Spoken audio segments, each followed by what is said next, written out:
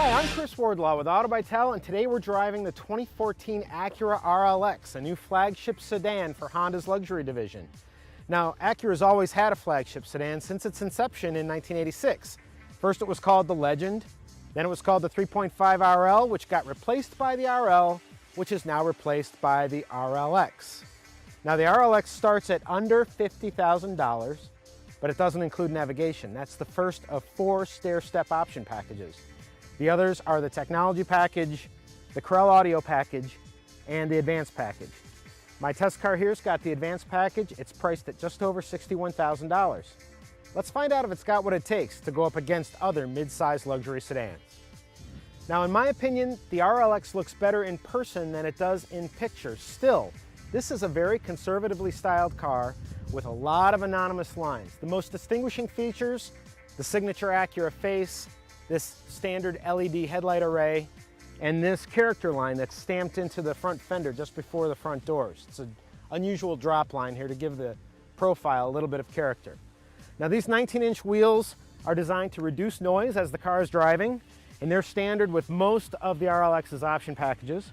And around back you've got standard LED taillights, which, depending on the day, remind me either of a Chevy Cruze or a BMW 7 Series. Either way, they're not terribly original.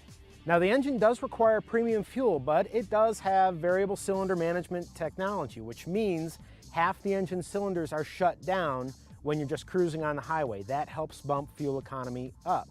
In fact, this car is rated to get 31 miles per gallon on the highway, 24 miles per gallon in combined driving.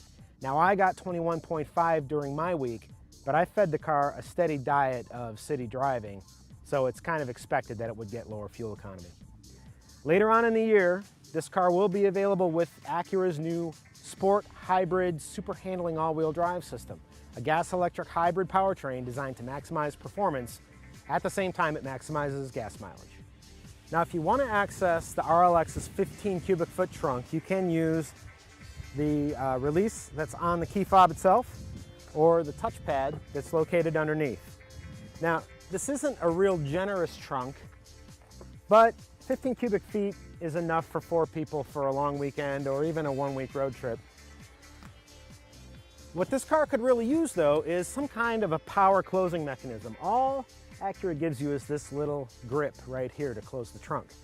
There's no fancy wave the foot under the bumper action. There's no power trunk closer here. There's no button here, even on this, the top of the line advanced package. And sometimes, I got lucky that time, but sometimes I don't get it closed on the first try. Now, one way that Acura is trying to differentiate itself from other luxury automakers is it's offering more technology in its cars, or at least it's saying that it is. That's why I think it's a little weird that navigation is an option and not standard on a car that costs almost 50 grand. Now, aside from that, this car does have a decent load of standard and optional equipment. I mean, for example, you can get 3 different audio systems on this car. You can get lane departure warning, lane keeping assist, blind spot information, front and rear parking sensors. There's a laundry list of available features that are related to safety systems and infotainment.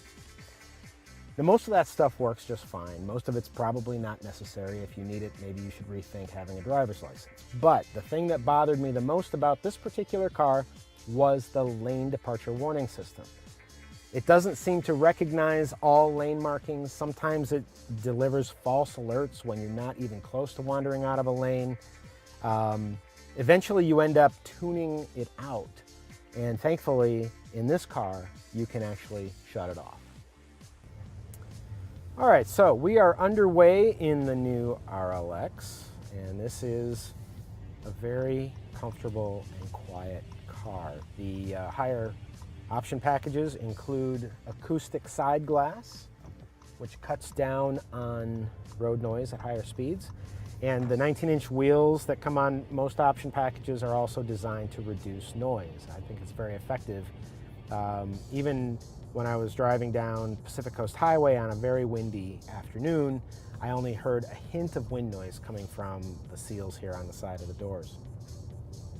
Now, this 3.5-liter V6 engine is powerful, fuel efficient, and refined. And the 6-speed automatic transmission rarely gets a shift wrong. In fact, the whole time I was driving it, I didn't complain one bit. There's a sport mode that you can press to make the car feel a little bit more responsive. And as you can hear, maybe you can't, I don't know, I can hear it. It sounds great when it's revved. The brakes are excellent. On a hot day, driving in the mountains, they prove to fade free. There's plenty of power when you need it, and if you just want to bleed a little pressure on and off, the pedal is very easy to use, feels great underfoot. Ride and handling. Handling is actually pretty good with this car. Even though it's front-wheel drive and carries a lot of weight over its nose, that precision all-wheel steer system does a really good job of getting the car around corners crisply and in an entertaining fashion. The 19-inch wheels grip the road well. No tire squeal from the Michelins on this particular test car. And the suspension is tuned to control roll, dive, and squat quite well. This car feels very athletic. Now the problem with that to some degree is the ride quality, and I don't know how to explain it any more than to say that sometimes this is a really bouncy car. Like, you may have seen a lowrider cruising down the street full of guys, and the guys are all in there going like this. Well, that's sometimes what this car feels like. It's typically over higher speed dips, or when you're going through an intersection over a road crown, or you're going over a bridge where there are expansion joints. And I think Acura needs to do a little bit better job of taming that. You know, I like the Acura RLX a lot more than I thought I would. It's like a big, comfortable, luxurious, cushy Honda Accord. And that right there is part of its problem. A Honda Accord doesn't have the power to unseat aspirational leaders in the mid-luxury sedan class like the BMW 5 Series and the Mercedes-Benz E-Class. I mean, people buy cars like this to broadcast success and wealth to the world. And it's not as dynamic to drive as things like the A6 or the Infiniti Q70 or even the new Lexus GS. In fact, I think for me personally, I'd be just as happy with the loaded Honda Accord Touring or even a maxed out Chrysler 300, leaving me with a big chunk of change in my pocket to go out and travel the world with my family and make new memories. For Auto by Tel, I'm Chris Wardlaw, and I'll see you around the next bend in the road.